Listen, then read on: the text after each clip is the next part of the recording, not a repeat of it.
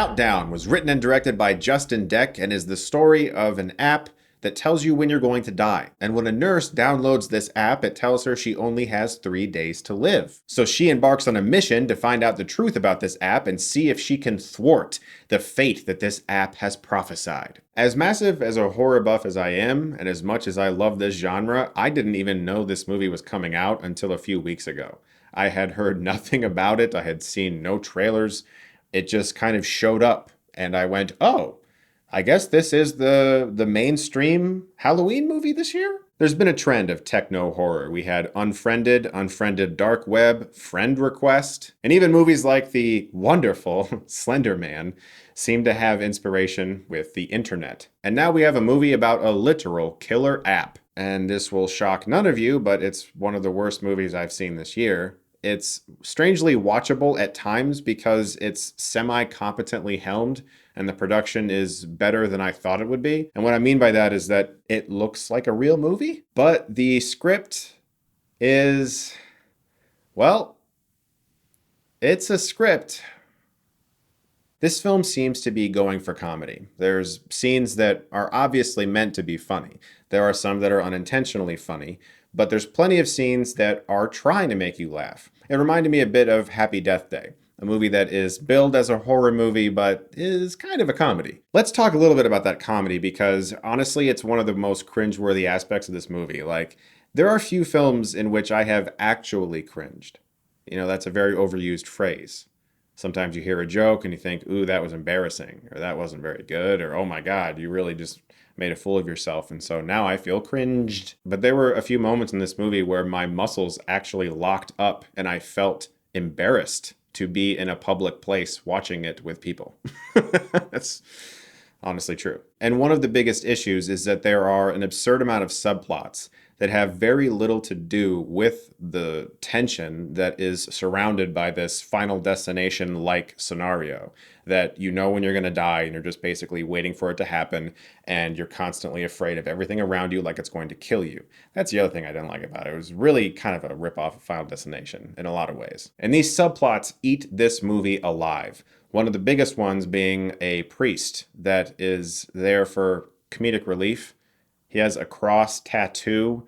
When they walk in on him, he's smoking. He tells so many horrific, unfunny jokes. It reeks of somebody just saying, say whatever you want, and that'll be in the movie. He actually says, hallelujah, high five to somebody. Swear to God, I'm not kidding. Another subplot is that halfway through the movie, another character is introduced. You know nothing about him. He just shows up at a cell phone repair shop.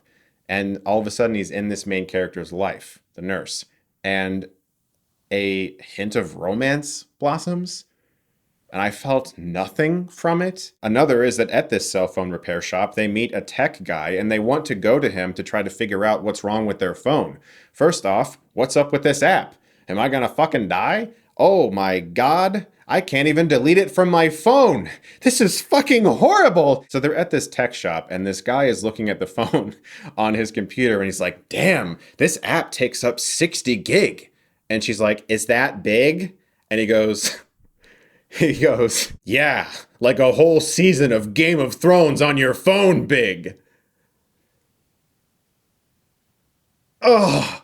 And within this same scene, the tech guy has his phone, and he's apparently downloaded the app as well, and it's told him he's going to die in a certain amount of time. I believe it was 37 to 40 years.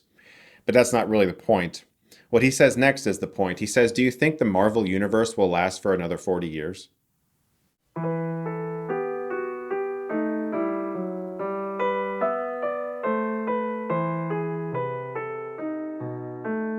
The writing in this film is honestly embarrassing. I found myself stifling laughter quite often. And like I said, it's supposed to be funny at times. The actors are fine. You don't look at the movie and think, oh God, like what terrible performances. It's the script. This is a 90-minute exactly PG-13 movie that's just kind of thrown into theaters to make some money on Halloween. And it feels very forced the way it was written. In particular, the last subplot I do want to talk about in this review. It's easily the worst in the whole film, and that is a forced sexual harassment subplot. This woman's a nurse, and a doctor hits on her very aggressively, and she's very clear she wants nothing to do with that. He doesn't back off at first, and she has to push him away.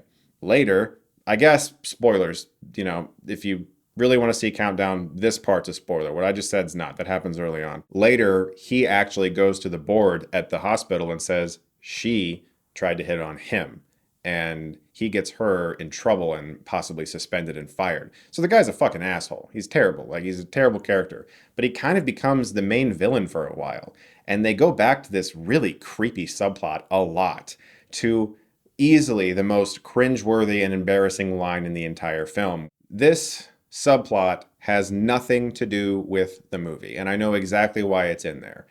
For the past year, I've had multiple scripts that I have talked to many studios about, and some have shown real interest. I haven't told you guys that, but it's cool. Like, I'm trying to get some things made. One of the biggest notes I have always gotten back is that if you included some sort of social commentary or something that was in the news today, something that people are talking about a lot, that might make your script easier to sell.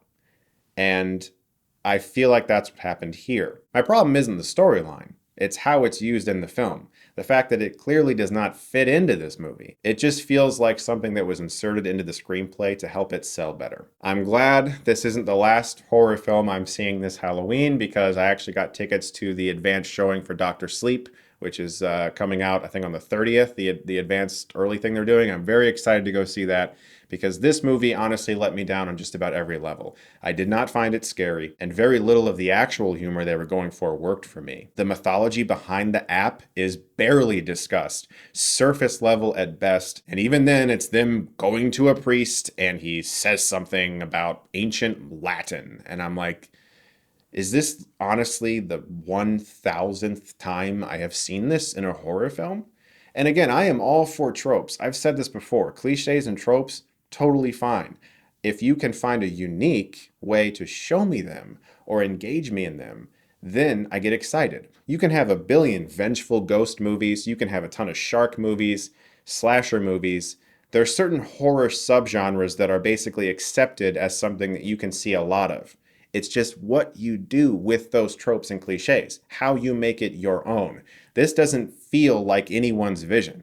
This feels like a slapped together 90-minute PG-13 horror movie coming out towards Halloween to make a quick buck. I'm going to give Countdown an F. I lost interest in this movie halfway through, and none of the characters invested me. Their attempts to bring in side characters halfway through with a very forced romance didn't work for me either. And the overabundance of unnecessary subplots just ate away at the pacing of this film. I thought it was very poorly handled, and it could have been a lot better even with the cheesy killer app plot. I thought it should have embraced the humor a lot more, kind of like Happy Death Day did, which I didn't even love that movie, but it understood its characters better and the humor of the situation. And if you're going to be cheesy, then just go full-blown cheesy and be over the top. Embrace that. Don't try to be both, because this movie tried to be a lot of things, and none of them really worked for me. But I do want to give a big thank you to the sponsor for this video, and that's Audible. Audible has the world's largest selection of audiobooks and audio entertainment, including Audible Originals. Audible Originals are stories created exclusively for audio, including documentaries, exclusive audiobooks, and scripted shows that you can't hear anywhere else. With the app, you can listen anytime, anywhere, and on any device, mobile, Alexa-enabled, Bluetooth, and more. With the many various audiobooks available at Audible, I wanted to recommend Peter Benchley's Jaws. And you can start now with a free 30-day trial, 1 audiobook and 2 Audible Originals if you go to audible.com/Chris or text Chris to 500-500. That's audible.com/CHRIS. You can go to that link in the description below for that free 30-day trial. That's 1 audiobook and 2 Audible Originals. So thank you so much to them for sponsoring this video, and thank you guys for watching. As always, look forward to more reviews very soon, and if you like this, you can click right here and get Stuckmanized.